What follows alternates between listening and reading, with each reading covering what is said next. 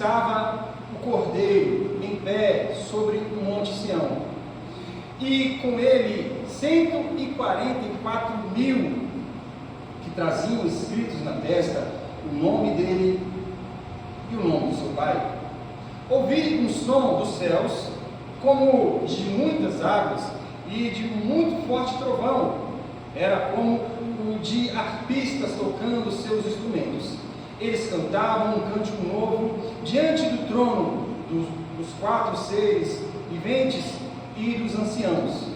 Ninguém podia aprender o cântico, a não ser os 144.000 que haviam sido comprados da terra. Estes são os que não se contaminaram com mulheres, pois se conservaram castos e seguem o Cordeiro por onde quer que ele vá. Foram comprados dentre os homens e ofertados como primícias a Deus e ao Cordeiro. Mentira nenhuma foi encontrada em suas bocas, são imaculados. Até aqui, vamos orar.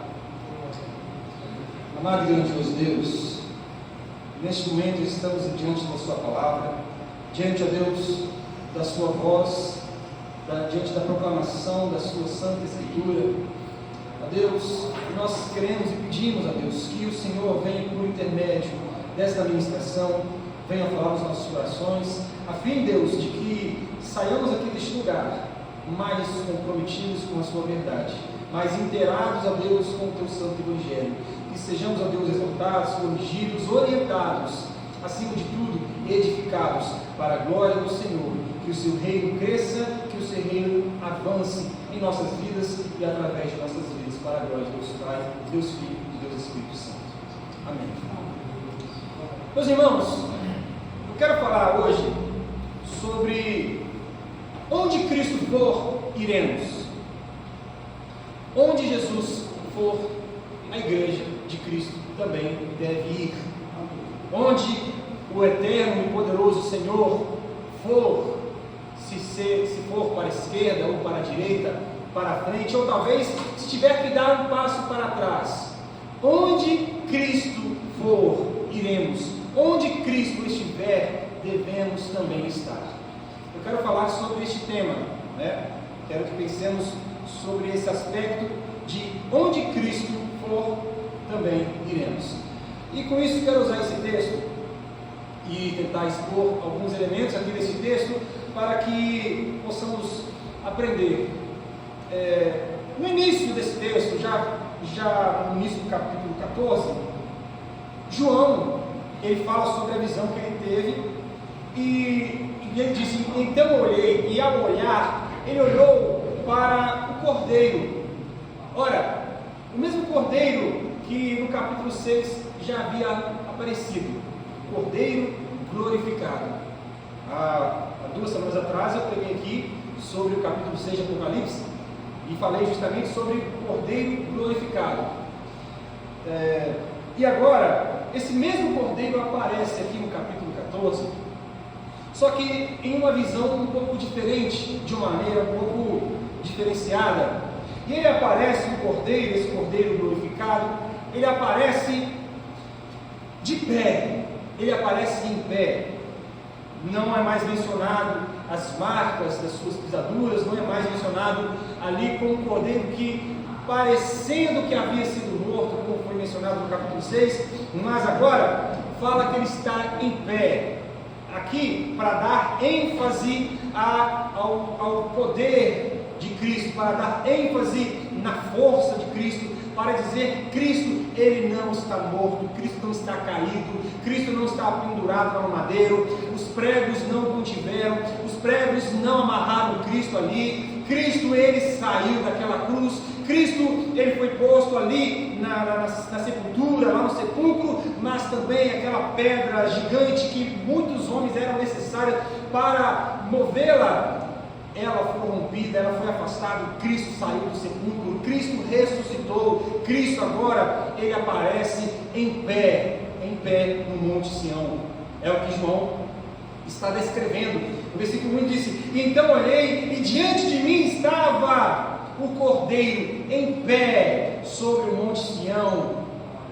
Ele estava de pé, Cristo está erguido, Cristo está colocado na posição vitoriosa. Cristo não está cansado, Cristo ele não está fraquejado, Cristo ele não está de forma moribunda, Ele está ali de pé, vitorioso, com suas plenas forças, com o seu pleno poder. Ele está vitorioso, erguido sobre o Monte Sião. E o que representa, o que significa o Monte Sião? Olha, o Monte Sião, no Antigo Testamento, sempre quando aparece, que aparece muitas vezes essa palavra, esse termo Monte Sião, sempre foi para dar referência, para falar sobre ou a cidade de Jerusalém, ou o povo de Israel, ou a própria cidade, a própria Judeia, ou até mesmo a nação de Israel como um todo. Então, sempre para mencionar a terra, o povo de Deus, a terra, o lugar que representa, o lugar onde existe um povo, e este povo, o povo de Deus. Agora veja, Jesus ele está de pé, erguido, vitorioso, com sua plena força, ele está de pé sobre o Monte Sião, ou seja, ele está governando sobre o Monte Sião, ele está governando sobre o seu povo. Aqui, o Monte Sião, para fazer referência ao governo, ao lugar onde Deus governa, ele governa no céu, mas ele também governa sobre a terra. Ele é rei nas regiões celestiais, mas ele também é pleno rei nos lugares mais baixos da terra. Cristo é governante, ele é rei sobre tudo e sobre todos. E só que João ele vê uma coisa agora também um pouco diferente. Ao lado desse cordeiro que está de pé, sabe, desse guerreiro, ele vê 144 mil homens. E aí é nessa figura aqui dos 144 mil que eu quero destacar, porque assim como Cristo aparece como um cordeiro vitorioso, de pé, como um rei pleno, governante, ele está junto com esses 144 mil, que é os seus governados, que é o povo que Cristo governa, que já de antemão já concluo para vocês que esses 144 mil é uma representação da igreja. A igreja, e meus irmãos, parênteses, existem muitas formas de interpretação do livro de Apocalipse. O livro de Apocalipse é um livro que tem várias simbologias, vários termos.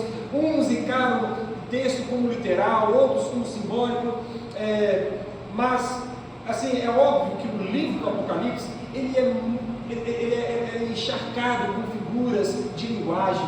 Então, quando está falando aqui de 144 mil homens, não necessariamente está se falando de exatamente 144 mil pessoas, como apresenta aqui no capítulo 7, fala sobre esses 144 mil, fala sobre que são 12 mil de cada tribo, 12 mil de tal tribo, 12 mil de tal tribo, somando as 12 tribos, vezes 12 mil, 12 vezes 12, 144. Ou seja, mas isso aqui é para representar uma totalidade, dizendo que Cristo, ele não é rei agora apenas de uns, ele não é rei apenas de um grupo aqui ou ali. Cristo é rei de um povo completo. Cristo reina sobre um lugar específico, sobre o Monte Sião, ele representando esse Monte Sião, representando toda a terra, representando toda a extensão do globo, representando, e aqui os 144 mil, representando todo o seu povo, toda a igreja de Cristo espalhada por toda a terra. E eu quero destacar algumas características que esse texto narra sobre esses 144 mil. A primeira característica aqui seria que os 144 mil são selados com o nome do Pai e com o nome do Filho. Veja no versículo 1 ainda, diz que eu olhei o cordeiro que estava em pé sobre o Monte Sião, e com ele 144 mil que traziam escritos na testa o nome dele e o nome do seu Pai. Dele quem? Jesus, o Cordeiro. E o nome do seu Pai, o nome de Deus. Irmãos, isso aqui é uma referência sobre o povo de Deus ser um povo específico.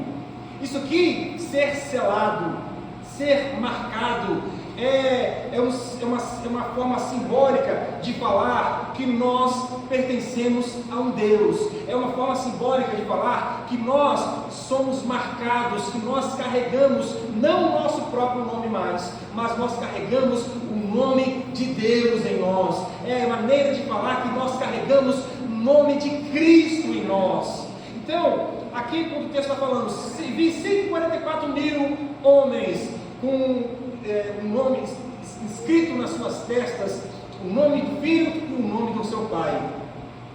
Olha, vou pegar um texto literal para a gente entender o que é ser selado. Bota para mim Efésios capítulo 1, versículo 13 e 14.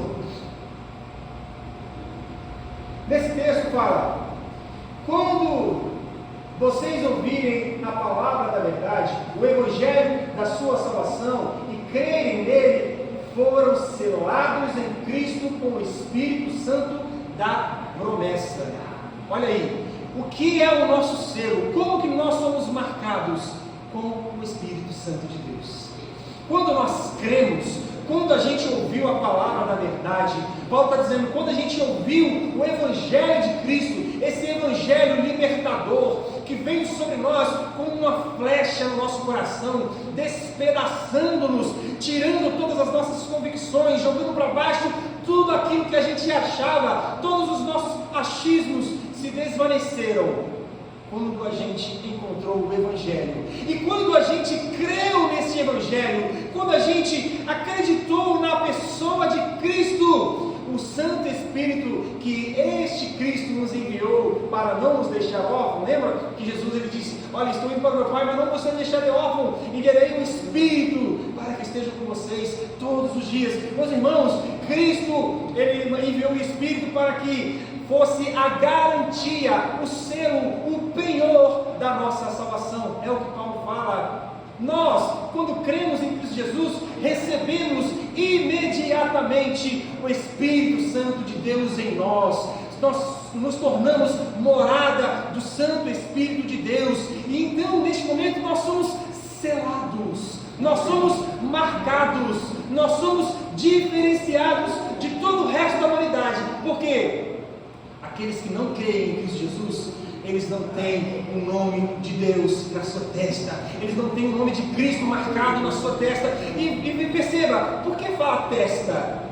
Porque fala do intelecto, fala do pensamento, fala da ideologia. Aqui nós somos marcados, nós recebemos o nome de Deus na nossa mente, nós somos convencidos na nossa razão. O Evangelho quebrou e esmiuçou toda a nossa falsa razão e trouxe para nós o verdadeiro entendimento de que só existe salvação em Cristo Jesus. Então, quando Ele veio na nossa mente, transformou o nosso pensamento, Cristo Jesus nos selou com o Espírito Santo.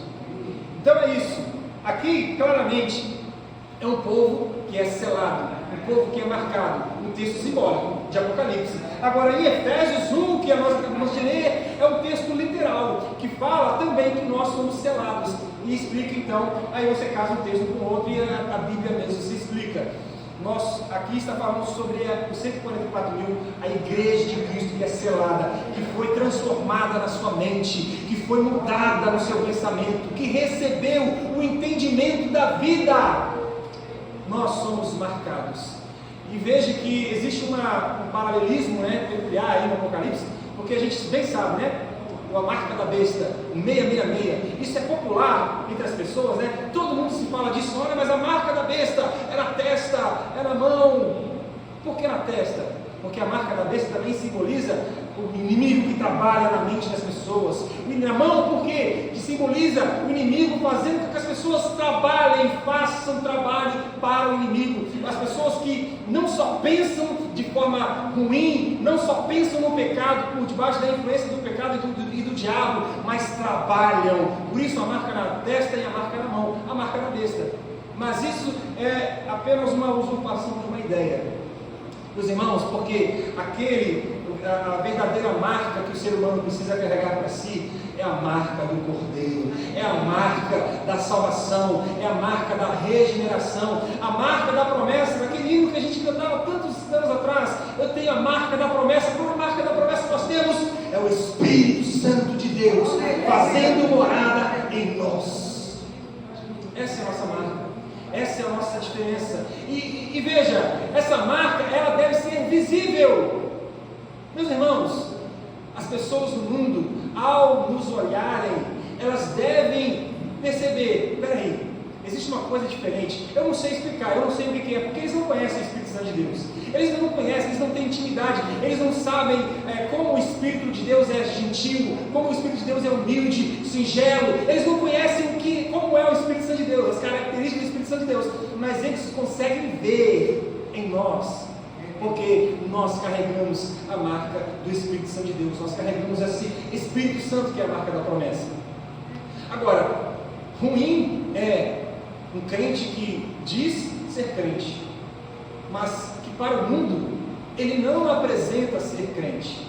Aqui eu não estou falando das crentices, não estou falando dos trejeitos aí de ser crente, sabe, das peculiaridades. Eu estou falando da transformação do caráter, a transformação do coração, a transformação do comportamento. Não o crentez de botar um terno, uma gravata, sabe, botar a Bíblia debaixo do braço e dizer eu sou crente. Isso não quer dizer nada. A pessoa pode simplesmente aparentar ser crente, mas nunca foi selado pelo Espírito Santo de Deus.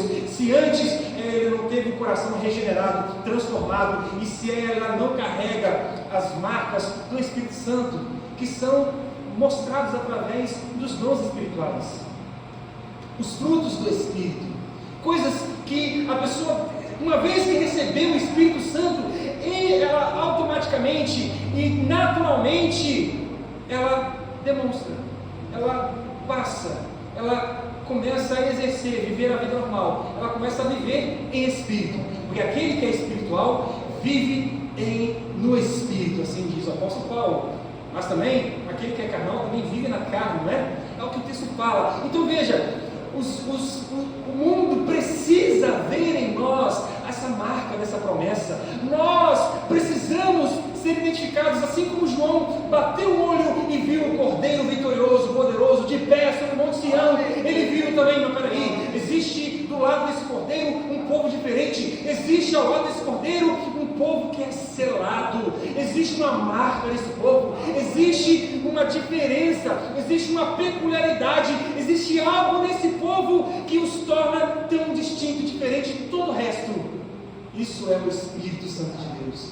Irmãos, nenhuma religião no mundo apresenta algo tão peculiar, tão puro, tão santo e tão poderoso quanto o cristianismo apresenta o Espírito Santo de Deus.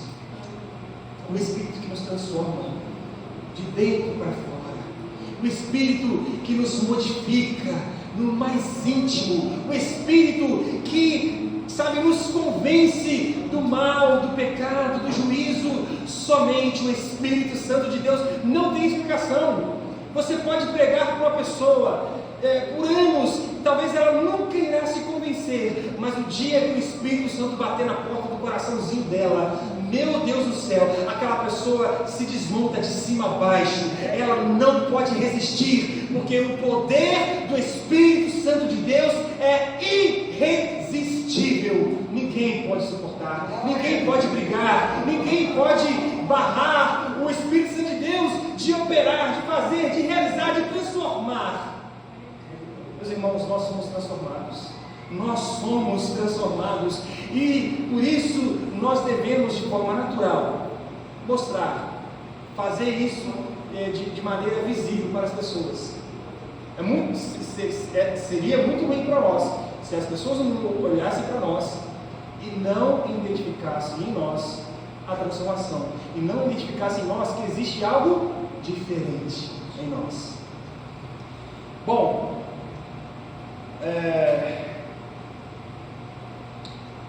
o Evangelho, ele mostra que a igreja foi comprada por um sangue.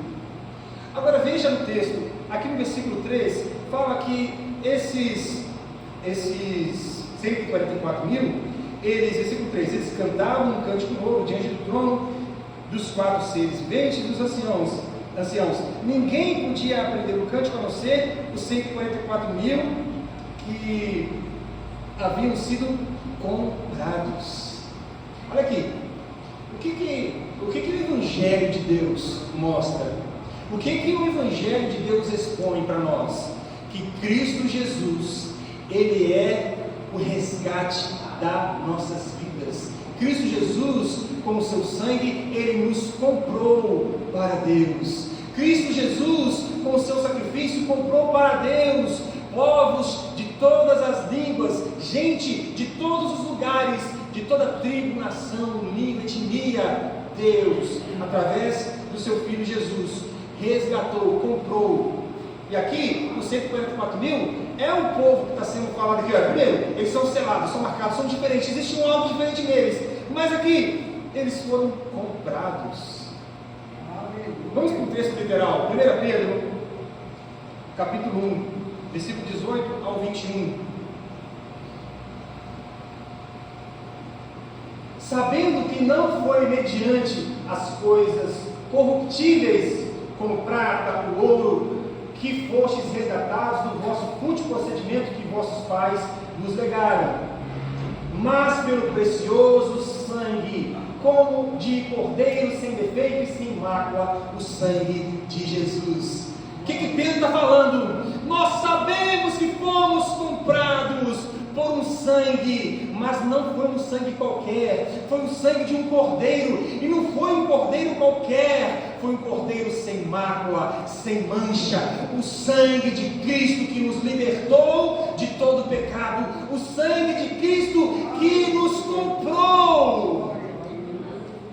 Nós somos comprados, fazemos parte desta igreja, desses 144.000 que foram comprados. Aqui o texto está dizendo claramente, eles foram comprados. E sim, nós sabemos, fomos comprados por um preço inacessível, fomos comprados por um preço incalculável, nós somos comprados por um preço que pode se dizer indizível, não tem como mensurar, é imensurável o valor deste preço. Na verdade, não tem um teto para esse valor. O valor do sangue de Cristo é infinito, é da mesma proporção da propriedade de Cristo. Cristo é um ser infinito e, portanto, o valor do seu sacrifício também é infinito. Meus irmãos, quantas vezes isso passa despercebido de nós? Quantas vezes a gente apenas acorda e vive a nossa vida? Quantas vezes, quantos dias a gente apenas passa pelo dia sem botar a mão na consciência e falar: meu Deus, eu fui comprado por um preço tão grande, eu fui comprado por um preço altíssimo, mas como assim, Jesus? Logo eu que não valho nada, logo eu que não tenho valor algum, o Senhor depositou o valor de todo o universo, de tudo aquilo que transcende o universo. O Senhor comprou-me com um preço imensurável, com o preço do sangue do seu próprio Filho. Fomos comprados por esse preço. Meus irmãos, nós somos essa igreja resgatada. Um outro aspecto dos 144.000 é que eles não se macularam, diz o texto, eles não se macularam com mulheres. Aí aqui o negócio fica um pouco mais difícil de interpretar. Então quer dizer que deve ser homens virgens, homens que nunca se deitaram com mulheres, homens que nunca se casaram. Não é isso que o texto está dizendo. O que o texto aqui quer dizer não está falando sobre apologia ao celibato. O celibato quer deixar de se abster das relações sexuais. Não é sobre o celibato que o texto está falando. Quando ele está dizendo aqui que esses 144.000 não se macularam com mulheres, está falando sobre uma castidade que faz referência à pureza que é exigida. Em uma época, quando o Apocalipse foi escrito, era uma época onde o Império Romano, ele era o império que dominava ali o Oriente Médio, dominava ali parte da Ásia, da Europa. O Império Romano era um império que tinha como sua cultura orgias. e a impureza sexual. Eles cultuavam uma deusa da sexualidade, e tinha na cidade de Éfeso, Corinto, todas essas cidades, a cidade de Corinto foi muito Paulo combativo também, essa ideia, e que as pessoas, para terem fertilidade, iam para os templos da deusa da sexualidade, da fertilidade, e lá praticavam as suas orgias sexuais. E ali, então, quando o autor do livro, essa regressão está falando que esses 144 mil, esse povo separado, esse povo selado, eles não se contaminaram com mulheres, está falando que não é celibatário, está falando que eles não se contaminaram com a imundície deste mundo, eles foram purificados, eles foram regenerados, eles tiveram as suas vestes manchadas uma outra hora pelo pecado, agora essas vestes foram limpas, lavadas, purificadas. Estes não se mancharam com as ideologias morais perversas deste mundo. A cidade de Corinto, por exemplo, a cultura da imoralidade sexual na cidade de Corinto era tão grande que quando as pessoas queriam falar, por exemplo, ir para farra, vamos farrear, né, esse termo para poder fazer as suas bagunças imorais, eles falavam, vamos corintiar, porque esse termo da cidade de Corinto se tornou até um termo pejorativo para se falar sobre a bagunça que as pessoas faziam na área da sexualidade. Ei, vamos lá para a balada, como se fosse um vídeo de hoje, vamos lá para a balada corintiar, ou seja, vamos fazer imoralidades sexuais. Era tão grande a cultura da imoralidade sexual na cidade de Corinto que isso já se tornou um jargão. Mas, meus irmãos, veja o que é exigido da igreja de Cristo Jesus: que a gente se mantenha puro, que a gente se mantenha afastado das coisas, das imoralidades, das coisas perversas do pecado que este mundo pratica. Nós somos uma igreja separada e devemos ser uma igreja santa, separada, distinta, não apenas no nome, não apenas no título, mas na prática.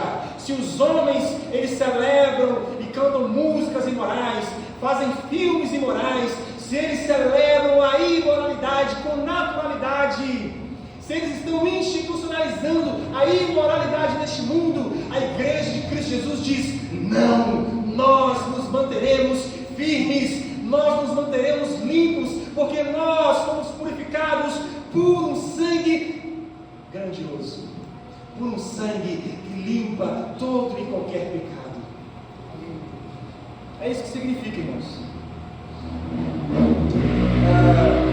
Outro termo é que eles foram redimidos dentre os homens. No versículo 4, ele diz: estes são os que não se contaminaram com as mulheres, pois se conservaram castos e seguem o Cordeiro por onde quer que ele vá. Foram comprados dentre os homens e ofertados como primícias a Deus e ao Cordeiro. Aqui eles foram ofertados como primícias. Aqui vai falar, irmãos, sobre o termo primícias. Representa a ideia de separar os primeiros frutos de uma colheita. Aqui representa a ideia de você separar o primeiro grupo da colheita do ano. Portanto, as primícias aqui representam a ideia de um grupo específico dentro da igreja. Porque, como eu disse, os 144 mil representa a igreja. Mas os 144 mil representa um grupo mais distinto ainda dentro da própria igreja. Que grupo é esse? Aqueles que morrem, literalmente, morrem no nome de Jesus, pelo nome de Jesus, por causa de Jesus. Os mártires da igreja. Veja, os mártires da igreja é um grupo distinto, separado dessas, são as primícias de Cristo. Esse grupo, as pessoas que se mantêm firme diante até mesmo da morte, estes serão tidos para Deus como as primícias de Cristo. Ora, No primeiro século, o que aconteceu? Todos os apóstolos, menos João, todos eles morreram como mártires, a espada, degolados, cortados ao meio, arrastados por cavalos, foram crucificados, Pedro de cabeça para baixo, mortos à espada, enfim, todos eles morreram. Aí são as primícias do reino de Deus. A igreja de Deus, ela foi construída com muito sangue dos fiéis. Muitos cristãos, irmãos, morreram ao longo de muitos anos para que hoje nós tivéssemos essa palavra. Veja, na era dos reformadores, nós estudamos há algum tempo atrás sobre a aparição do movimento pré-reforma, do movimento reforma protestante, e veja quantos homens de Deus eles morreram por defender uma fé verdadeira, mortos pela Inquisição dos papas, mortos pela Inquisição da Igreja Católica. Muitos morreram por defenderem a fé em Cristo Jesus. Veja, então aqui a gente vê sim um grupo peculiar, um grupo dentro da própria igreja, porque de fato nem todos nós morreremos em nome de Jesus. Eu estou falando de forma literal. É claro que crente verdadeiro, se chegar aqui uma perseguição no Brasil, coisa que não existe, né? Mas se chegar o Brasil a proibir a pregação do Evangelho, se chegar a proibir a pregação do Evangelho de Cristo Jesus, qual vai ser a nossa postura diante disso? O ministro do Flávio Dino, do STF, ele começou a criar restrições, uma decisão unilateral dele, para criar restrições sobre escritos religiosos que fazem algum tipo de, na mente dele, algum tipo de discriminação, seja racial, ou seja, acerca da homossexualidade e tal. Bom, isso é um movimento perigoso. Já é um movimento que ele está querendo fazer uma censura acerca de produções de livros. Os autores agora vão ter que passar por um crivo, né? Está sendo aí levantada essa ideia lá no STF. Vão ter que passar por um crivo da própria justiça para ver se eles estão reproduzindo palavras que vão contra o homossexualismo, que vão contra coisas discriminatórias, raciais, ou seja o que for. É claro que a gente tem que ter cuidado, mas quando a palavra de Deus fala que se o mundo quiser proibir, tirar de nós a pregação, querer mandar em nós, dizer o que nós devemos ou não fazer, nós iremos desobedecer. Importa obedecer a Deus do que os homens, diz a palavra de Deus lá em Atos dos Apóstolos. Meus irmãos, então veja, nós precisamos estar dispostos até, se preciso for, quero que isso não aconteça, mas se preciso for, entregar a nossa vida por causa de Cristo. Nós não podemos pensar, nós não podemos cogitar a ideia de abandonar a Cristo, deixar de ser um cristão para manter a minha vida, manter a nossa vida. Nós devemos ser fiéis, mesmo em face da morte. E eu quero ler com vocês, no livro de Apocalipse capítulo 2, existem algumas menções, algumas promessas de Deus acerca da igreja que se manter fiel. Olha, lá no capítulo 2, acerca da igreja de Éfeso, eu não vou ler todo o texto, mas eu vou ler só o finalzinho de cada perícope, de cada trecho aqui escrito para cada igreja. Foi escrito sobre a igreja de Éfeso, e lá no finalzinho do capítulo do trecho, no versículo 7, diz: quem tem ouvido, ouça o que o Espírito diz à igreja. Ao vencedor darei o direito de comer da árvore da vida que está no paraíso de Deus. Sobre a igreja de Esmirna, lá no versículo 11 diz: aquele que tem ouvidos, ouça o que o Espírito diz à igreja. O vencedor de modo algum sofrerá a segunda morte. Sobre a igreja de Pérgamo, lá no versículo 17: aquele que tem ouvido, ouça. Ao vencedor darei um maná escondido, também lhe darei uma pedra branca com um nome nela escrito, conhecido apenas por aquele que o recebe. Sobre a igreja de Tiatira, lá no versículo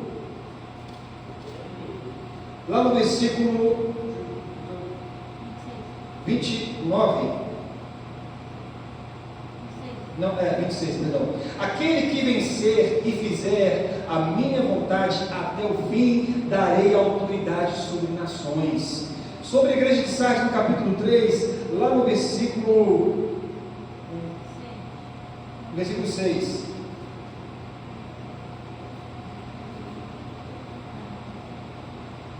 Não, versículo 5. O vencedor será igualmente vestido de branco, jamais apagarei o seu nome do livro da vida, mas reconhecerei diante do meu Pai e diante dos anjos. Sobre a igreja de Filadélfia, ele fala, lá no versículo 12, farei do vencedor uma coluna no santuário do meu Deus, e dali ele jamais sairá, escreverei nele o nome do meu Deus e o nome da cidade do meu Deus. Vejam a semelhança aqui com o texto de 14 que a gente está vendo. A nova Jerusalém que desce dos céus da parte de Deus. E a igreja de Laodiceia, lá no versículo 21, diz: ao vencedor darei o direito de sentar-se comigo em meu trono, assim como eu também venci e sentei-me com meu Pai em seu trono. Meus irmãos, o que essas promessas querem dizer? Aqui o objetivo é dar ênfase para aqueles que permanecerem até o fim. Estes receberão dádivas. Aquele que permanecer até o fim receberá recompensas. São 7 igrejas, né, as igrejas da Ásia, são 7 igrejas, e que para cada uma delas Jesus está dando promessas para cada uma delas que permanecer firme até o fim.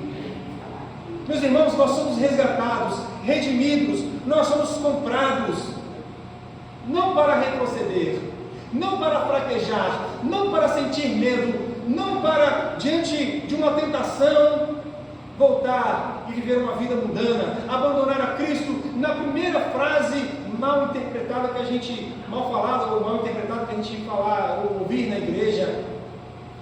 Nós não fomos chamados para abandonar a Cristo na primeira provação, no primeiro problema financeiro, na primeira crise conjugal, no primeiro problema familiar. Nós não fomos chamados para retroceder, nós fomos chamados para avançar, para continuar, e mesmo diante da morte, porque nós sabemos que existe uma recompensa, e essa recompensa está acima de ouro, de prata, de riquezas, de pedra preciosa, de andar em luz de ouro. A nossa recompensa é o próprio Cristo. Como ele diz: dar-te-ei, aquele que permanecer até o fim, dar-te-ei a oportunidade de sentar comigo no meu trono, assim como eu venci e sentei-me no trono com meu Pai. Meus irmãos, nosso negócio não é o céu, o nosso negócio não é um lugar, o nosso negócio é quem está lá.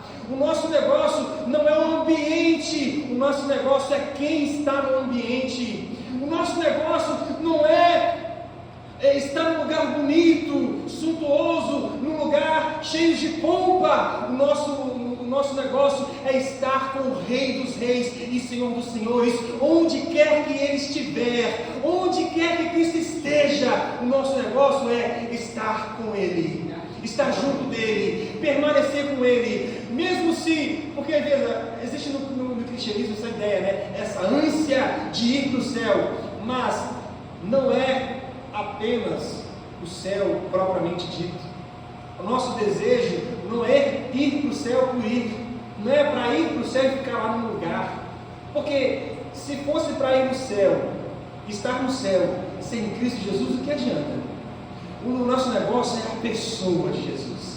O nosso negócio é contemplá-lo face a face. O nosso desejo, a ânsia, a fome que existe no nosso coração é de estar junto dele, permanecer com ele. Porque assim como diz aqui no versículo 4, que eles foram comprados pelo Cordeiro, foram comprados como primícias do Cordeiro. Meus irmãos, estes não se contaminaram com mulher, pois se conservaram e seguem o Cordeiro por onde quer que ele vá.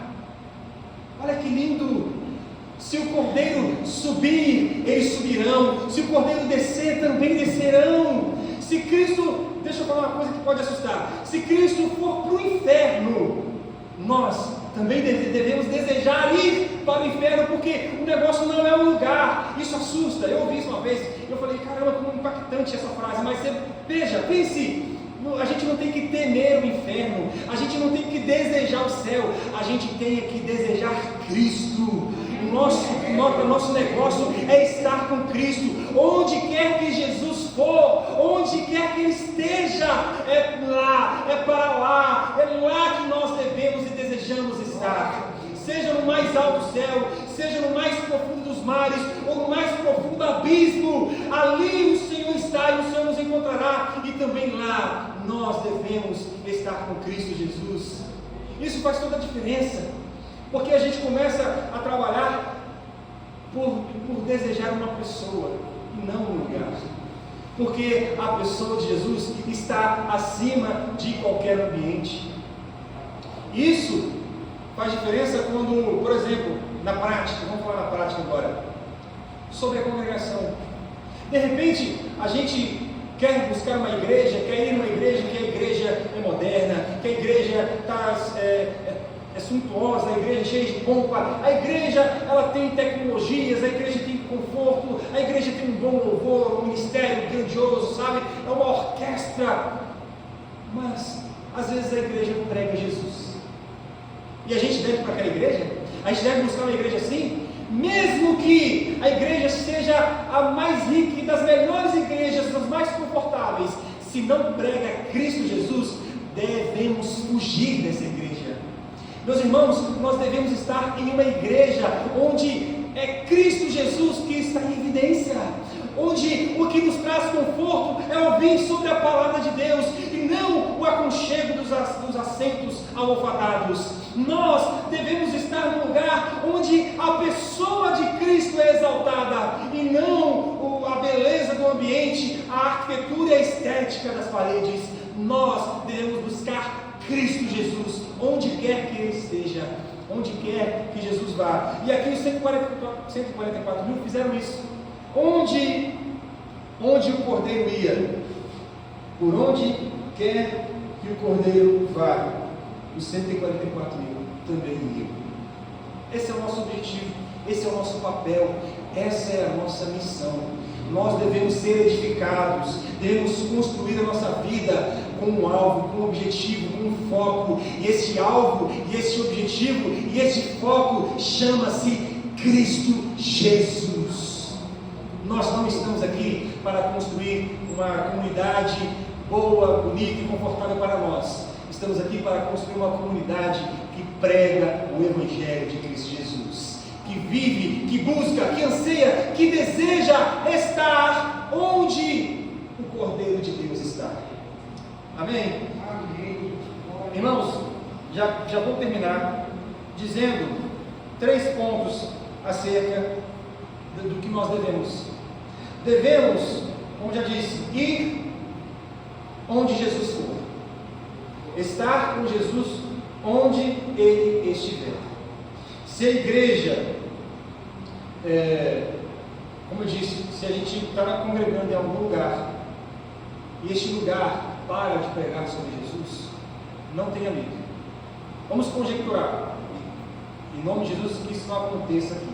Mas pense de uma forma hipotética, caso a gente pare de pregar sobre a pessoa de Jesus. Eu quero dar um conselho para vocês. Se um dia eu parar de pregar sobre Jesus, eu convido você a sair daqui e buscar uma igreja que pregue Jesus.